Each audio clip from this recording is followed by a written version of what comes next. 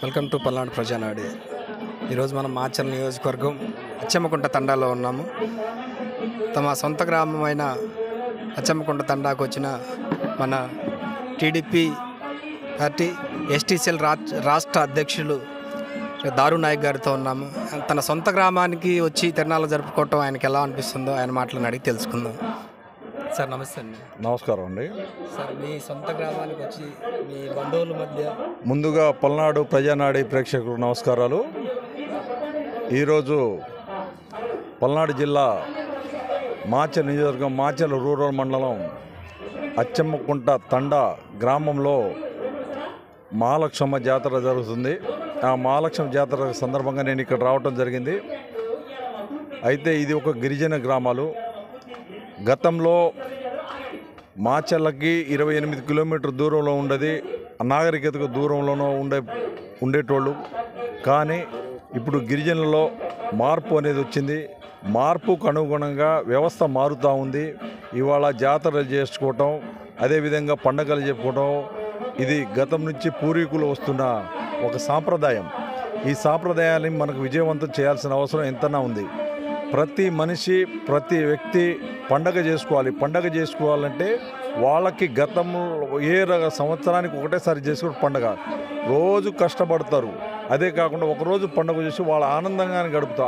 ఆ ప్రతి వ్యక్తి ఆనందంగా పడి ఆ పండుగను ఆనందంగా జరుపుకోవాలని నేను కోరుకుంటున్నాను. సార్, మీరు పుట్టి పెరిగిన ఈ గ్రామంలో మీ బంధువుల మధ్య, స్నేహితుల మధ్య జరుపుకోవటం ఎలా అనిపిస్తుంది? చాలా సంతోషంగా ఉందండి. నేను ఈ గ్రామంలోనే పుట్టాను. ఈ గ్రామం నుంచి రాజకీయాలు స్టార్ట్ చేశాను. ఇవాళ రాష్ట్ర ఎస్టీసీఎల్ అధ్యక్షుడు ఉన్నా, గతంలో ఎస్టీ కార్పొరేషన్ చైర్మన్ చేసిన, గిరిజన సలహా మండలి సభ్యుడు ఉన్నా. ఏ నాటికైనా, ఏ దేశం ఎగినా, ఎందుకు కాలేనా పొగడరా నా తల్లి భూమి భారతగండి, మా జన్మభూమి. ఈ గ్రామం అనేది నా జన్మభూమి. దీనికి రుణం తీర్చుకోవాల్సిన అవసరం నాకెంత ఉంది. నేను ఎక్కడ అమెరికాలో, జపాన్లో, లండన్ తిరిగినా కానీ ఇక్కడ ఉన్నంత నాకు అభిమానం, ఆప్యాయత అక్కడ దొరకదు కదా. కానీ ప్రతి ఒక్కడు అభిమానాన్ని కోరుకుంటాడు కానీ అనుత్యాన్ని కోరుకోడండి. అది పరిస్థితి. సార్, కూటమి ప్రభుత్వం వచ్చిన తర్వాత అభివృద్ధి పరంగా మీకు ఎలా అనిపిస్తుంది ఈ ప్రాంతంలో? ఈ కూటమి ప్రభుత్వంలో అభివృద్ధి అనేది జరుగుతుంది. రేపు 12వ తారీఖు నాటికి 6 నెలలు కంప్లీట్ అయిందండి, పూర్తిగా వస్తుంది. అయితే గతంలో జగన్మోహన్ రెడ్డి 2019, 2024 దాకా అభివృద్ధి అనేది గాలికి వదిలేశారు. ఓన్లీ రాజకీయమే చేశారు. కులాల మతాల మధ్య చిచ్చు పెట్టారు. కానీ అభివృద్ధి అనేది చేయలేదు. కానీ చంద్రబాబు నాయుడు గారు ముఖ్యమంత్రి అయిన తర్వాత అభివృద్ధి బాట పయనిస్తుండండి. రాగానే 1వ తారీఖున మన పెన్షన్లు ఇవ్వటం, అదేవిధంగా ఉద్యోగస్తులు 1వ తారీఖు జీతాలు ఇవ్వటం, అదేవిధంగా డిఎస్సి ప్రకటించడం, అనేక సంక్షేమ కార్యక్రమాలు చేపడుతూనే ఉన్నారు.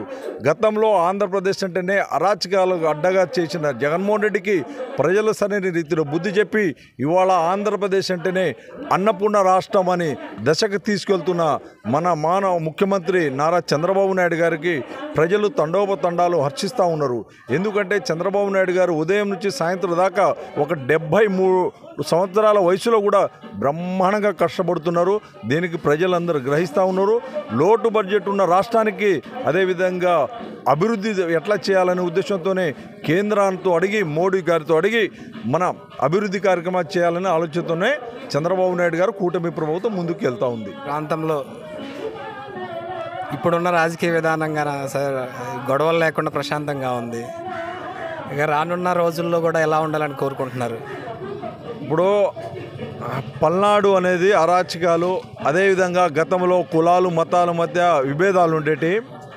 కానీ స్వతంత్రం వచ్చిన తర్వాత తెలుగుదేశం పార్టీ 40 సంవత్సరాల చరిత్రలో అభివృద్ధే తెలుసు. తెలుగుదేశం పార్టీకి కులాలు మతాలనే తెలియదు, అదేవిధంగా అరాచకాలనే తెలియదు. చంద్రబాబు నాయుడు దశ దిశ ఉన్న నాయకుడు. ఆయన ఏంటంటే ఎక్కడ అరాచకాలు చేసినా కానీ, ఎక్కడ అవాంఛనీయ సంఘటన జరిగినా కానీ ఉక్కు పాదం మోపుతూ ఉన్నాడు. గతంలో జగన్మోహన్ రెడ్డి గారు ముఖ్యమంత్రి ఉన్నప్పుడు పల్నాడులో హత్యలు, మానభంగాలు, కాండాలు జరిగినాయి. కానీ ఈరోజు ఎక్కడైనా జరిగిందా? ఈ 6 నెలలలో ఎక్కడ జరగలేదు. ఇక్కడ జరగాల్సింది ఒకటే అభివృద్ధి.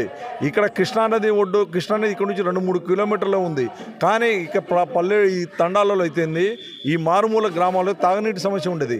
కానీ ఇప్పుడు ఆ సమస్యని పూర్తి చేయాలనే ఉద్దేశంతో స్థానిక ఎమ్మెల్యే జోలగంటి బ్రహ్మారెడ్డి గారు అయితేనేది, స్థానిక ఎంపీ లావు కృష్ణదేవరాయలు గారు అయితేనేది, మన ముఖ్యమంత్రి చంద్రబాబు నాయుడు గారు అయితేనే అభివృద్ధి దిశలో నడిపిస్తూ ఉన్నారండి. Okay sir, thank you sir. మీ సొంత గ్రామస్తులతో ఈ పండుగను ఇంకా ఆనందకరంగా జరుపుకోవాలని చెప్పేసి పల్నాడు ప్రజానాడి న్యూస్ ఛానల్ తరపున ప్రత్యేకంగా కోరుకుంటున్నాను సార్. Thank you sir.